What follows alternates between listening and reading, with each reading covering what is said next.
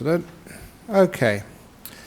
So for this evening's talk, there was an idea which has only recently come into Buddhist teachings, which is really weird and strange. There's nothing to do with how the Buddha talked, and it's actually a little bit dangerous as well. So this evening, I'm going to be talking about what many people in Buddhist circles in the West call interconnectedness. People keep on saying we're all connected, and I come along and say, no way. Speak for yourself, I'm not connected. Not all the time anyway. And it's one of those nice sounding ideas, which again I was really quite surprised when I first heard about this. It wasn't around when I was a young Buddhist over in London many years ago, and it's not got any foundations in the teachings of the Buddha. But what actually is it, and why is it a big problem? And what it really is, it's pretty much the same as they used to say a long time ago, not that long ago, the story of a butterfly flapping its wings over Tokyo and a storm happening over Perth, which we had actually last week. So have you heard that before? You know, the butterfly flapping its wings caused a storm somewhere else. So obviously our storm last week was caused by a butterfly somewhere over in Tokyo. So I'm going to ask the Japanese government, can you please find that butterfly and stop him making a storm ever again? And of course it doesn't happen that way. And they also say you throw a pebble in the pond and the ripples go to every corner of that pond. I've seen that, and before the ripples go anywhere, a big boat comes past and disturbs all the ripples. It doesn't reach the end of the pond, not always. And when people said, no man is an island, was that Shakespeare? I don't know whoever said that, but anyway, whoever said that, that is not always true. I did 6 months as an island when I went on a retreat. I never saw anybody. I was an island unto myself, and that's what the Buddha sometimes says. So are we really connected or not connected?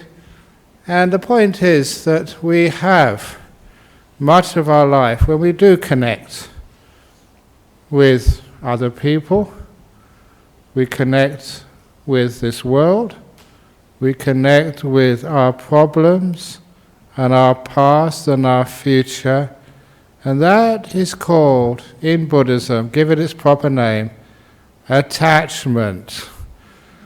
Give it its right name. That's a bad word, we're not supposed to be attached. But that is also wrong. As a Buddhist, sometimes it's good to be attached. And I often say that if you're on the back of a motorbike coming here through busy traffic, please be attached until you get here. There are times to be attached, and there's times to let go. There's times to be connected, and there's times to disconnect. And so it can't always say we're always connected. And in fact, I was, one of the reasons I'm saying this, I was reminded about a year and a half ago, I was over in Berkeley, San Francisco, and I was giving a talk, a Theravada monk, which was me, a Zen master, and one of the translators for His Holiness the Dalai Lama, a Tibetan monk. And we're all supposed to be having some sort of talk about Buddhism. And it was getting so boring because everybody was agreeing with one another. And when everyone agrees with one another, even if I, not really should do this, I always find something I can disagree with, just to make it interesting. Even if I'm not really saying what I believe, just to make it stir it up a little bit. And so that's when I said, all this, we're all interconnected rubbish. I don't believe in that at all. And that's when these other two, the sort of hackles came up and said, yes, you are connected. Speak for yourself. No, I'm not. And it was a really lively debate from that point on. We actually got somewhere. We went deep into something. So again, what is that? Why do we want to be connected? Is the first thing to look at. And that sort of moving out to connect to another person, or as we have these days, that connection in Facebook, on Twitter, in all the other social media. What is actually pulling us out there to get connected to all these other people? Is that really necessary? It does cause you a lot of problems and suffering, a lot of busyness. And you see that. And sometimes I'm going through the airport. I travel in airports a lot. And you get people, and they're putting these trolleys behind them. And are they looking where they're going? No, they're looking at their mobile devices, connected. As someone once said, it will be a great app to have if on a corner of your smartphone you could actually see, in a corner even, where you're actually going. Save a lot of accidents. So, we're not really connected to reality. But why is that? Why do we always want to find out what somebody else is doing, what someone else is saying, what is happening in the world? What is the latest exchange rate for the dollar? What is the latest score on the cricket? Why do we always have to be connected like that? What is actually pushing us out to think we always must have friends, partners, families? What actually is that? And this is actually the nature of ourselves, to go out because we're afraid. We're afraid of just being ourselves, always worried and defining ourselves by other people. What they say about us, what they think about us, how much they love us, appreciate us, want to be with us. That is an addiction which causes that attachment. Always to be online, connected. This is just with that social media. Why can't we just be ourselves? Do you really need so many other people in your lives? Again, I prove to myself, great to have other people. It's great to have nobody. Sometimes, can you spend a day by yourself? Never talking to anybody, never even seeing anybody. People actually say that if they go in solitary confinement in prison, they say that's a punishment. For me, that's a retreat. And I'd love that. But it's also, I can go out there and talk to all of you and talk to you for hours and hours. But the point is, you don't have to be connected. You can disconnect. And that ability to disconnect and to feel comfortable, not be afraid of disconnecting, is one of the first things for our modern age. Disconnect for a while. On a day, have one day. Like they have Earth Hour, sometimes they ban traffic in the city 1 day a week. In Bali, they have 1 day a year where no cars are allowed to go anywhere on that island. No aircraft are allowed to land or take off. That they have a total engine-free day, 1 day a year. And people love that. They don't need to have the cars and those convenience. I want to have 1 day, telephone-free day. I know Telstra have almost come there with me because they have so many outages. But I want this to be voluntary rather than just incompetence. That's Telstra is our local phone company who've had lots of outages on internet and other stuff over the last, year or so. But anyway, if it can be voluntary, just so you can find out what it's like not to be connected. And you find there's nothing to be afraid of. That President Obama is not going to call you, that Mr. Trump is not going to ask you advice on how to run his campaign, that your boyfriend is not going to sort of miss you for 1 day. He probably thinks, oh, thank goodness. the president of the Buddhist Society of Western Australia will not sort of think, no one's ringing me up or calling me about the problem with the city of Stirling. He'll probably think, oh, bliss, one day when I have nothing to worry about. Disconnecting is an important part of connecting. If you don't know the other side, you get consumed, attached, entangled in the world of connectivity, and you know nothing else, and you never have any freedom at all. And when the time comes when you have to disconnect, you're just afraid to do so. You're not used to it. You don't know how. So we learn from that. That's why when we have retreats, mobile phones all off. And people say, wow, I survive, and it's great. I don't need to be on the media. Now this is only a start with interconnectivity. Other times, you have friends, you have partners, but it's the nature of life. Sometimes a partnership doesn't work. And you have to split, you have to separate, you have to disconnect from your old boyfriend, girlfriend. And so often just people don't know how to do that. Which means, you're always a bit worried, oh, how is he, when he's not staying with me, what's she up to? Look, if you're going to disconnect properly. You don't need to be defined by your partner. You are an independent being. You can be with them, but you can be by yourself. So that attachment, that addiction to always having to have somebody there for you is something which, again, causes a lot of problems in the relationship. When you know how to be alone, and you're happy being alone, then you know how to be with others. Otherwise, when you have to be with somebody, that addiction, that fear if they're going to go away, causes huge amounts of problems in relationships. Those of you who have relationships which are still growing, they're not that stable yet, how many of you are so afraid in case it doesn't work out? Terrified, if this person leaves me, what am I going to do? Because you're not used to being by yourself. And you're afraid of that. You don't know how to disconnect when it's the time to disconnect, and to connect when it's time to connect.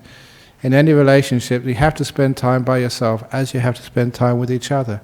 This is a beautiful balance in life. Knowing how to connect and knowing how to disconnect when it's the time. And that's also, again, with your family. Sometimes, some mothers, they can't let their children grow, even though their son is 50 years of age. You still have to worry about him and tell him what to do and ask him if he's got a clean pair of underpants on.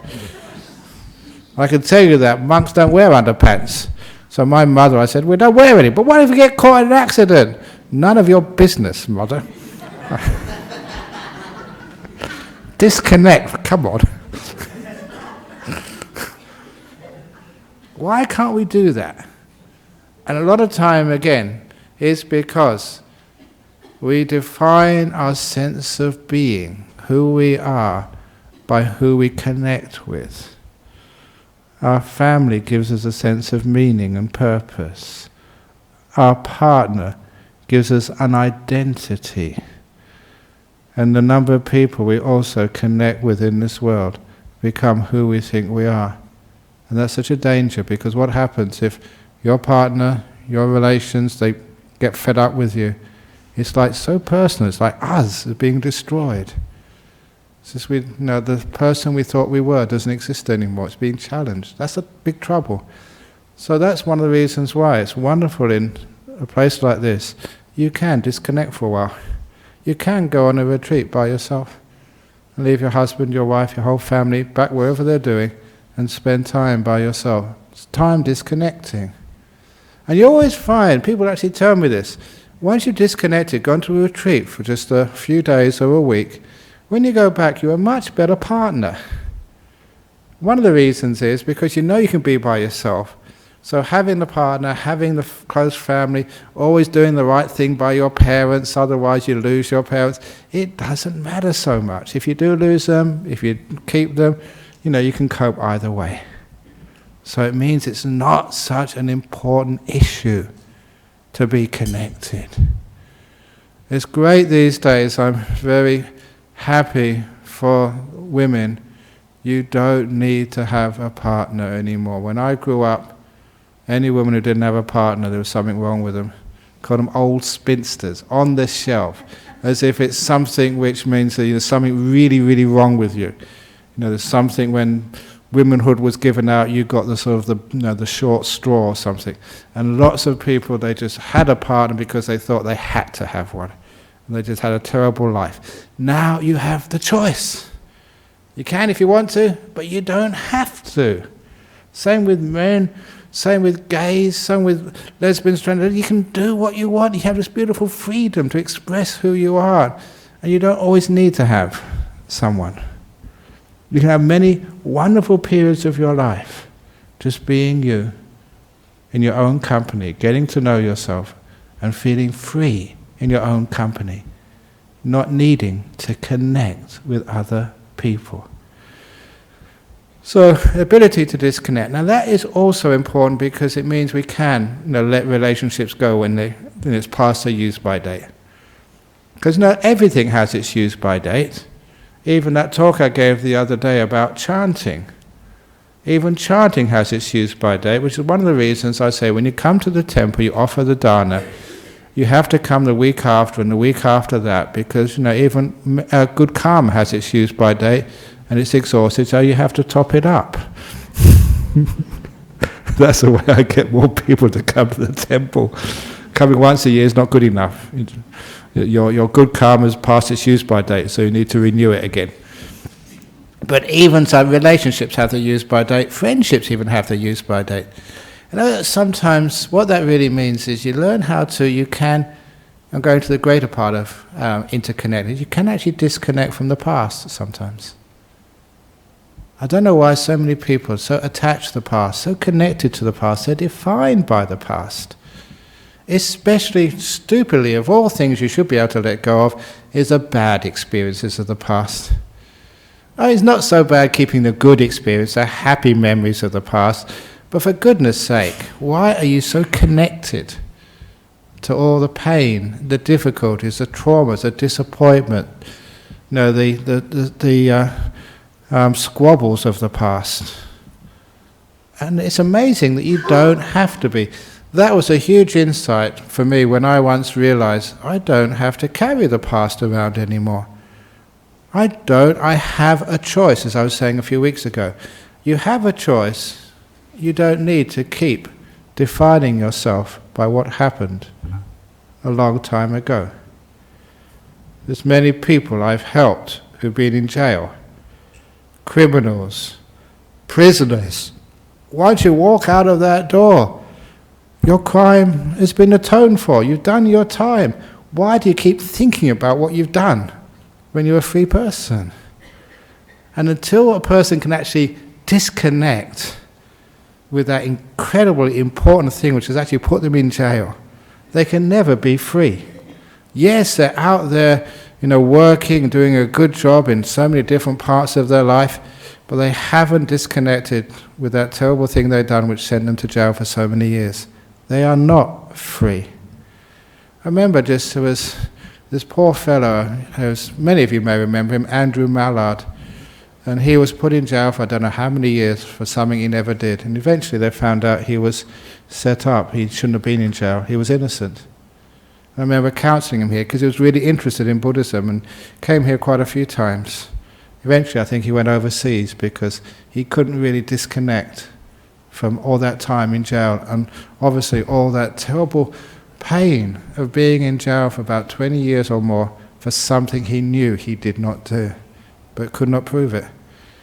So the only way to be free is to be able to disconnect from that past. Now that fellow had a very bad time. And there's other people who had even worse times than that. How they've been treated, what's happened.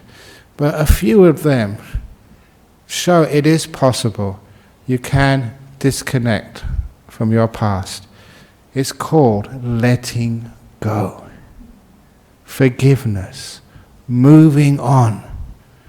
Realize, yes, it's happened, but I don't need to keep thinking about it. And this is the key to disconnecting, to be able to get some more understanding, and with that understanding, more, for want of a better word, control over your thinking process. For most human beings, your thinking process is totally out of control. Thoughts come up, and thoughts torture you and cause you so much difficulty and problems and lack of freedom, lack of happiness, and you don't know how to basically control them and work with them. And even sometimes just let them go. And as a monk, it's just so easy for me to do that because I've done all my training. And you can want to think, you do think. If you don't want to, you can stop it. You found that switch in the human brain to stop. So there's unwanted thoughts, to disconnect that thinking process. And also, if you want to think, to move that thinking process into something more positive and useful. Because look, just keeping on contemplating, allow these thoughts about what your partner did to you, what your parents did to you, what the government did to you, what something did to you. If you keep on just cultivating that, you cultivate this connection to the bad stuff of your past. Sometimes I gave the simile that, people have these photo albums. And maybe these days you have just on your smartphone. But in those days when you had albums, books, you'd always put these really nice photographs in the books. You'd have the photographs displayed in your house. The time when you graduated from college in this stupid uniform with this crazy hat on it, or throwing your hat up into the air, and etc. You have that photograph of getting your degree from some VIP. You have the photograph of your marriage ceremony. That's always there. Have your photograph on holiday in these beautiful resorts. You have the photographs of your kids' birthdays or whatever. All these wonderful photographs which bring back great memories. I got some of these I still got a couple of these photographs. I got a photograph, I think I still got it, I've got it on me and some Arabs by the pyramids in Egypt. Don't know who those Arabs were, but it reminds me of some people I've befriended, by the pyramids in Egypt. Brings back happy memories, of the time I spent over there as a kid. Me, there's some other photographs I hope no one ever finds because they're very embarrassing. Climbing into cottage with our girlfriends late at night. Someone's got that would really embarrass me. But you have all these old photographs. But you never ever see in people's photo albums all the nasty experiences. If you did take a photograph of when you got stopped by the police and fined, put that in your book. Though at the time when you failed the exam or you're down there struggling to pass anything, you don't have a photograph of that. Or does anyone have a photograph of their divorce? Marriage, yes, not the divorce. Have you ever seen, why do we keep those photographs? It's because at least we're smart enough to know that those are useful.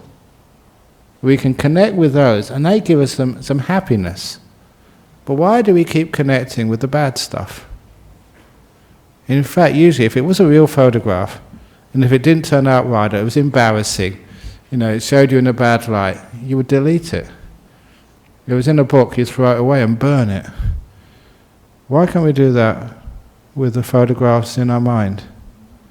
Or those terrible, terrible things which happen to us. The things which you are embarrassed about, can't we delete those? And we can if we know we don't have to be connected. We can disconnect if we want to. And it's not that hard a thing to do.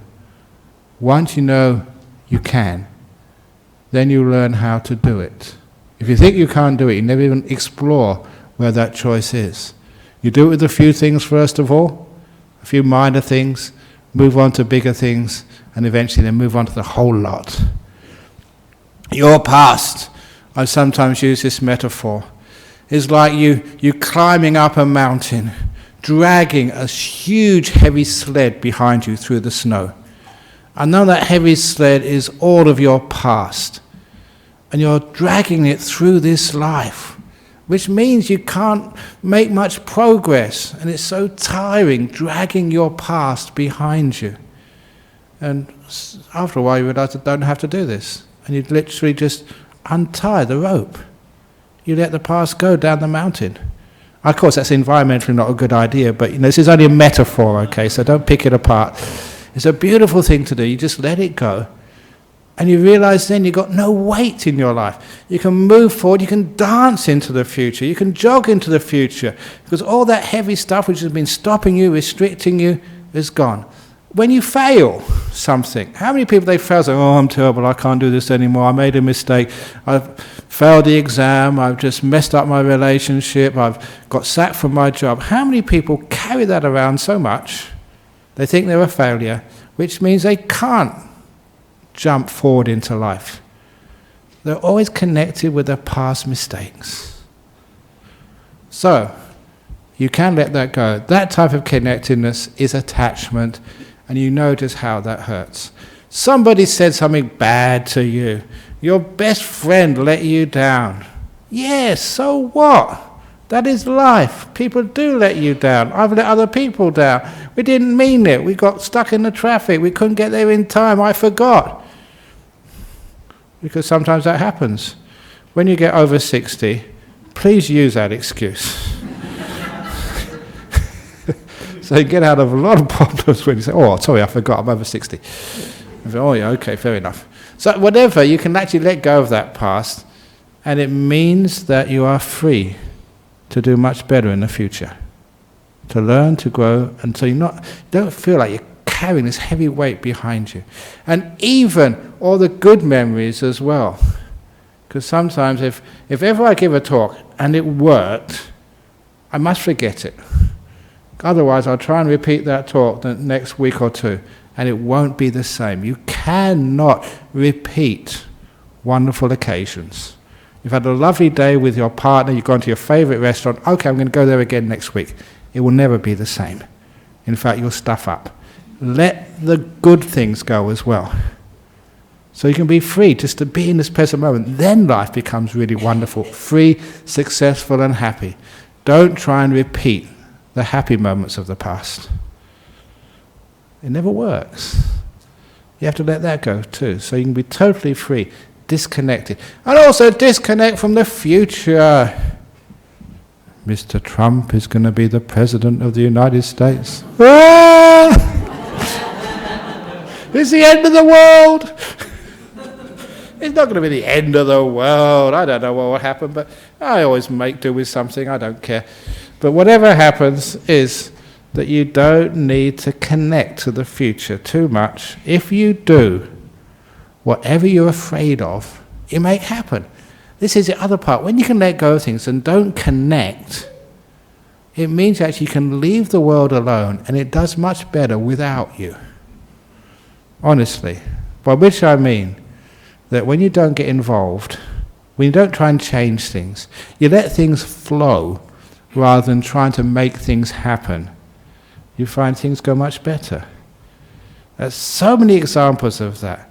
And if you want to sort of regenerate a part of the forest, the best way, and I've been told this a long time ago, and this makes so much sense to me, if you want to regenerate a part of the forest, fence it off and don't let anybody in there. It regenerates much better by itself if you can just leave it alone. The best way to, most things, the best way to heal your body, you can just leave it alone sometimes. Put a bandage on it and leave it alone, instead of just looking at it, oh, that's not good. Maybe a bit of ointment on, so put some ointment and put it back on again. No, maybe that's not the right ointment, we're getting some other ointment. No, maybe I should sort of put a more sterile bandage on. You keep messing it about, which no wonder it doesn't work. So sometimes just leaving things alone, instead of making them happy, means you're not causing or creating the problems in this world. This is the other thing which I know from my meditation. How much we create the problems in our future through fear. What we're afraid of, we make happen. We bring it on. Simply because we just think about it. We think about it, I think many people were so afraid that Donald Trump was going to get the Republican nomination, and now it's happened. It's your fault. You made it happen, okay? Even climate change. Who made climate change happen? I'm going to be really... You did, by being afraid. Interesting spin on all of this. Lack of positive emotions, energies.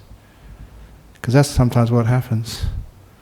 So anyway, that's another thing. I'm going to get some flack from that, but these are not things I want you to believe, not things actually to trust, but actually look at those things, how we create our world.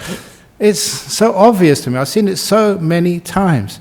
The stories of me going to hospitals and just talking to people and then making them believe they're going to get better. And they do get better. Even myself, I'm in such good health because I keep talking to myself. You're going to be okay, Ajahn Brahm. You're healthy. And I convince myself so much I am healthy. Have you ever seen hypnosis work like that? People who are actually almost blind and they can actually see without the glasses under hypnosis. People who, physically they can't lift their hand up, but they can on hypnosis. How much is that power of the mind creates stuff? And it's actually much more than you think. Huge amount. So, if you disconnect from the thinking especially, it's amazing just how much powerful things we can create in this world. And it's also we can disconnect from this terrible worries which we have in life. Sometimes there's simile which, to make this a bit more visual, what actually disconnecting really is, what is lack of attachment. The old simile, which is that when I was a 18-year-old, type of gap year is only because I was a whiz kid and I got my scholarship to go to Cambridge when I was only 17, so I had a whole 9 months, nothing to do. Had my nice university all lined up, got a job, selling encyclopedias actually, stupid job. But anyway, made a bit of money and then travelled to the United States, boards of the United States, just like any other place. Central America, jungles. I was always attracted to jungles. So I went over there, it's like a third world country, some indigenous culture, something different than what I grew up with. And this was really indigenous culture. 1969, going down this river like what was it called, Indiana Jones. And it was like that. There's people going in the opposite direction in dugout canoes, totally without clothes. Jungles all over the place. And I remember just going to this, I'm just reminiscing now, going to this restaurant by the side of the river. No roads anywhere, no cars or traffic. The only way you can get to it was by boats. And all they had there was incredibly sweet, strong black coffee, tortilla, which was just made out of corn, and black beans. Absolutely delicious. Dirty, filthy. If the City of Stirling Health Department saw it, they'd close it down straight away.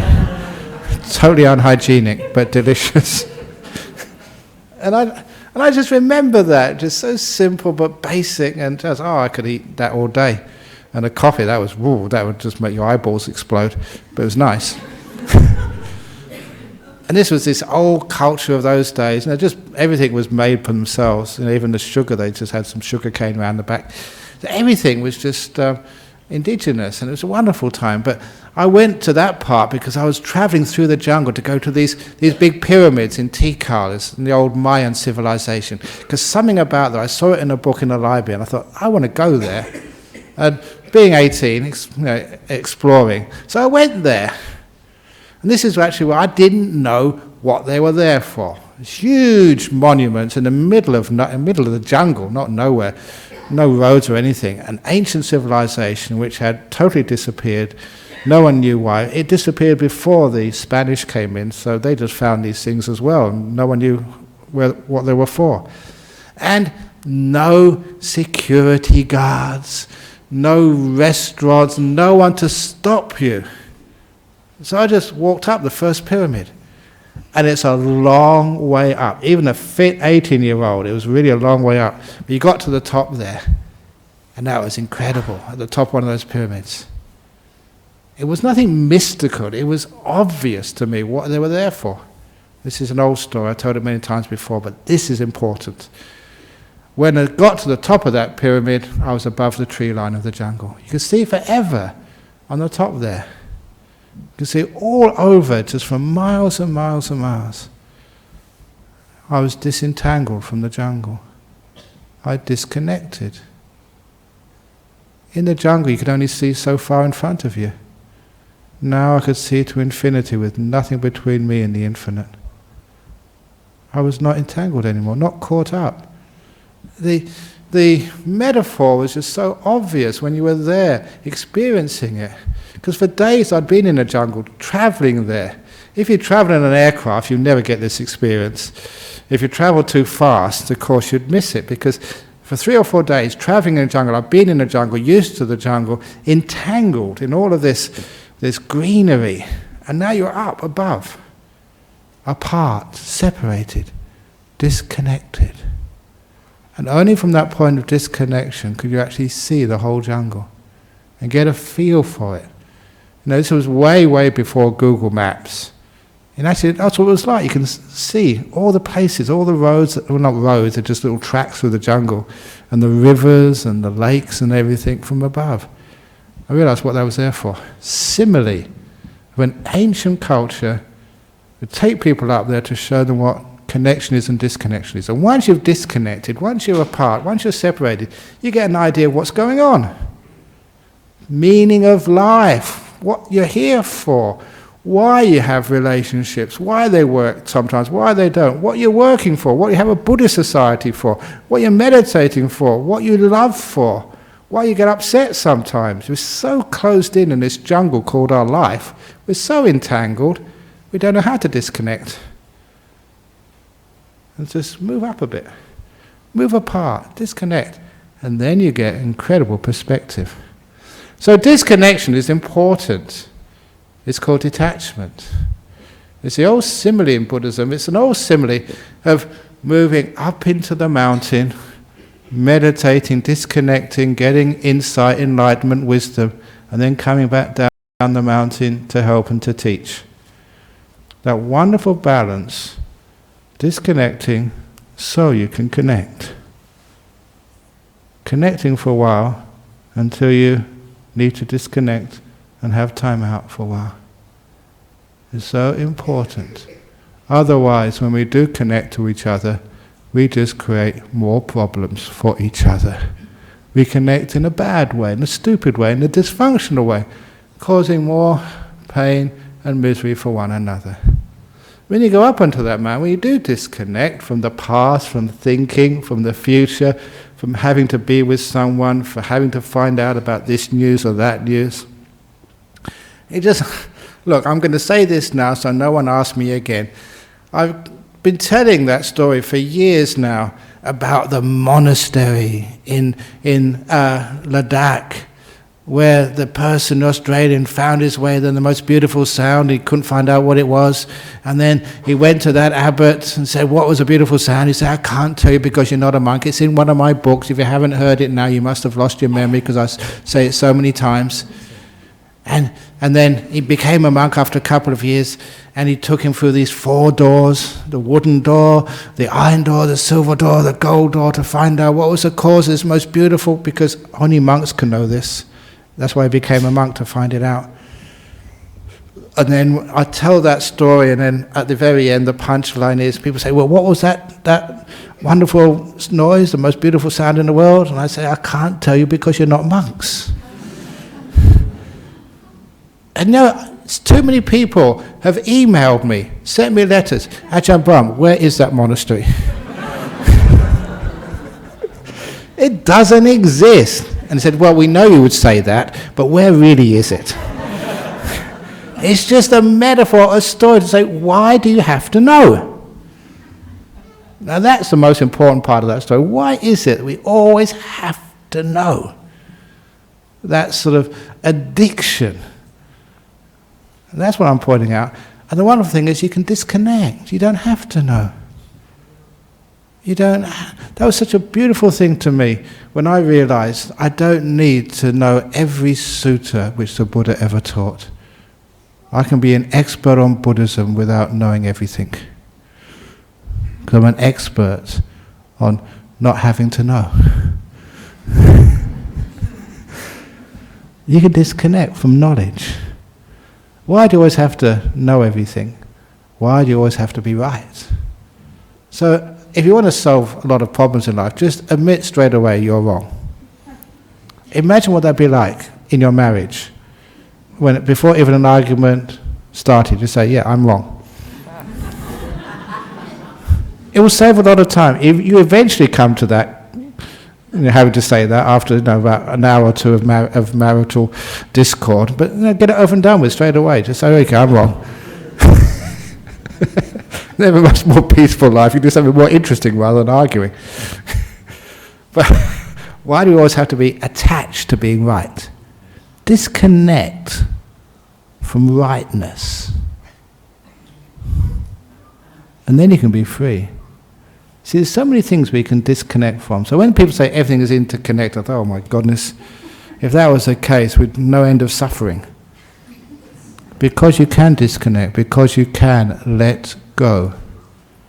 Because that freedom is something which Buddhism points to, encourages. Freedom. Not being connected, but freedom. Freedom to be connected or disconnected, whichever one of those two you want. Switching from one to the other. Turning on your laptop and turning off again. And not worrying when it's turned off, what's happening. When you need to, no, you turn it on again. You can be with another person, you can be by yourself. You don't have to be either. Whichever way life gives you, you can enjoy whichever. And in the end, when you have to disconnect from this life, bye-bye all my friends and relations, we've had a wonderful time. Bye-bye, and you can totally disconnect and delete and be free. Shut down. Not just to reboot, but to shut down. Once and forever. Peace at last. Thank you very much. Very good. Okay, now you've got this connection to deal with. Here we go. Now this is the usual one. Am I connected to the universe, or we all are universe as one? No, you are connected to the universe when you want to be. You can disconnect any time you decide. You have that freedom. If you were connected to the universe would be a prison for you. Or we all are universe as one. If you are one, which means you are one with Donald Trump, you are one with Pol Pot, you're one with Adolf Hitler. Do you want to be one with all those people as well? We can choose to be together. Part of it is, yes, we are together. Part of it is you're alone. You are an island to yourself, said the Buddha. You're not part of everything. You can be, you cannot be. You have the choice. To have kindness for others, don't you have to connect? Ha ha ha ha. You have to connect with yourself as well, to know what kindness is. If you're always connecting to others, you've missed it. To learn how to really empathize with somebody else, you have to be able to empathize with yourself as well. Always connecting to others is not kind. Please do not always connect to me by emailing me, phoning me, lining up after the talk, ask me your questions. I need to disconnect as well. So if you're going to be kind to me, disconnect. Is it possible with the concept of interconnectedness that this may be a spin-off from impermanence? If it really was impermanence, you would be able to stop connectiveness. Exactly what I've been saying. Impermanence means things change. They're not always the same. You can connect and you can disconnect and you can connect again. That's what impermanence means. If it's always connected, then it's permanent, it's always there, and then you're stuffed. If you always have to be one with the universe, then you're stuffed again, it's permanent, it's forever. So I don't want to be one with the universe forever. I've been here long enough, I want out. It's like being one with a prison. No way. So, release, freedom. Yes, we start by being many. Then we come to oneness, but that's not the end. Then we come to the final zero, nothing. That is the end. And that's why I always praise greater than the one, which many people say is God, is the nothing. And that was actually even confirmed to me about a year ago by a Christian priest. That's right, before, only about 6 months ago, because this was just before I went over to Malaysia for the end of the year retreat in December. This Christian priest came up to me and he said, Ajahn Brahm, you have to admit nothing is better than God. And I said, yes, I agree.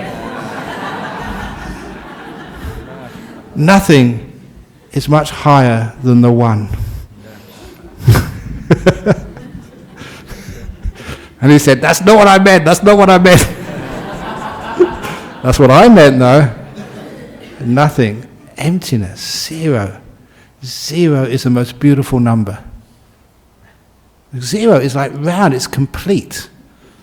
And zero is, the zero sign, it's totally round.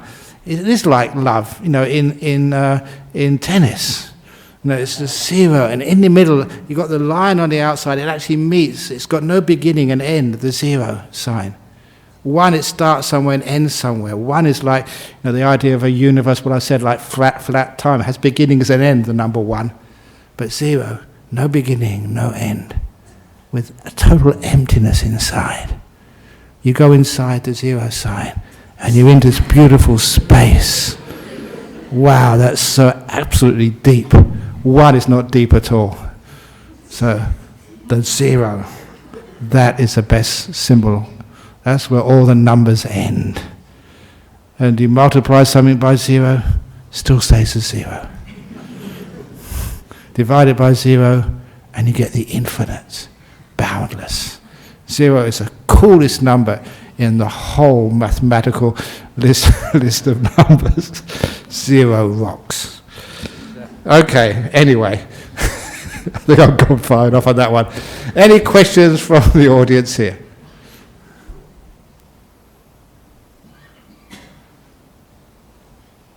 I didn't actually mention the last one thing about zero and nothing and nobodies. I saw this, it's a great t-shirt, one of the great quotes. I saw this from a t-shirt. Got a lot of wisdom comes from t-shirts. The first line is, nobody is perfect. Second line, I'm a nobody. Third line, therefore I'm perfect. Oh, that's really, really cool. If you're a somebody, you're not perfect. When you're a nobody, when you disappear, when you disconnect, then you are perfect.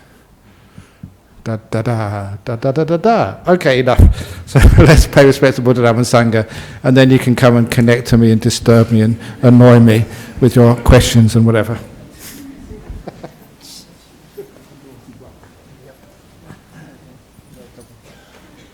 Arahang Samma Sambuddho Bhagava Buddhang Bhagavantang Abhivademi Suakato Bhagavata Dhammo Dhammang Namasami Supatipano Bhagavato Sāvaka Sangho Sanghang Namami.